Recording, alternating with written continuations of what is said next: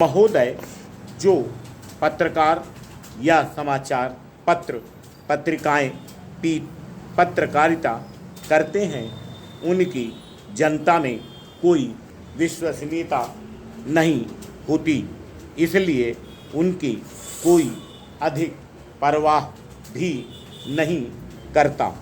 जबकि वास्तविकता यह है कि आज भी प्रेस के अधिकांश का चरित्र न केवल स्वच्छ व निर्मल है, अपितु वह वास्तव में जनता की आवाज़ है।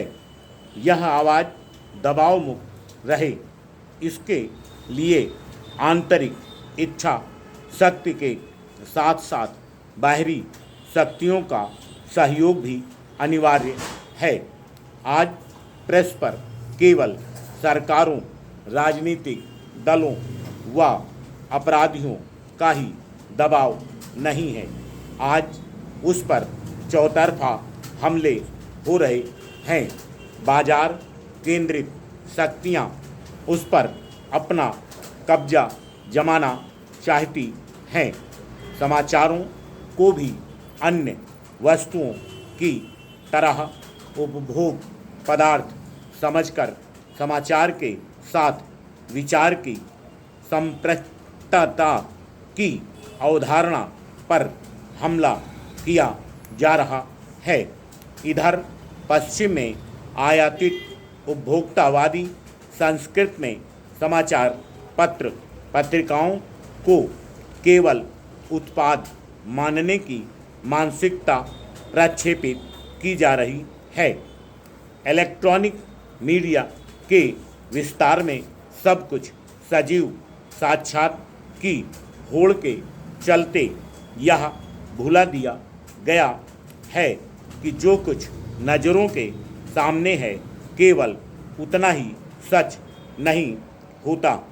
अनेक बार सच घटना के पीछे अदृश्य भी होता है, और जब जब प्रेस इस सच को सामने लाता है तब तब उसकी स्वतंत्रता पर हमला होता है।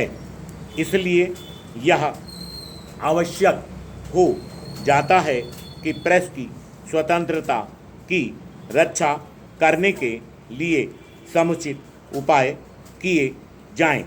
भारतीय प्रेस परिषद इस दिशा में कारगर कदम उठा सकती है। परिषद को ऐसे अधिकार दिए जाने चाहिए जिससे वह प्रेस की स्वतंत्रता का हनन करने वाले तत्वों को दंडित कर सके, क्योंकि अब तक प्रेस परिषद के पास ऐसा कोई अधिकार नहीं है कि वह अपने निर्देशों का पालन न करने वालों को किसी भी प्रकार का दंड दे सके। अंतर्राष्ट्रीय ख्याति प्राप्त सरोद वादक ने बड़े बड़े अदाकारों पर फिल्मों में हिंसा को बढ़ावा देने का आरोप लगाकर एक कलाकार के रूप में सराहनीय काम किया है, क्योंकि प्रति सप्ताह प्रदर्शित होने वाली 4 से 6 फिल्मों में से 3 से 5 फिल्में हिंसा, मार धाड़ और बदला लेने की भावना को भड़काने वाली ही होती हैं। समाज पर इनका कितना बुरा असर पड़ता है आज किसी से छिपा नहीं है।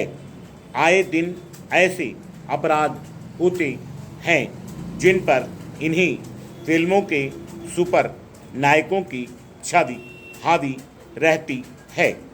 अपहरण और हत्या के विभिन्न मामलों का भेद खुलने पर पता चलता है कि अपराधी ने अमुक फिल्म से यह विचार लिया था।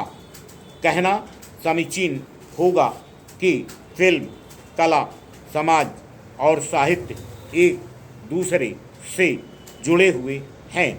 हर किसी का प्रभाव एक दूसरे पर होता है। जहाँ तक फिल्मों का प्रश्न है तो आज का हिंदी सिनेमा वास्तव में दिशाहीनता के दौर से गुजर रहा है। हिंसा, बदले की भावना और सेक्स की फिल्मों के मुख्य विषय बनाए जाते हैं। देखा जाए तो यह परंपरा 70 के दशक से शोले जैसे कुछ फिल्मों की आशातीत सफलता से शुरू हुई। Full stop.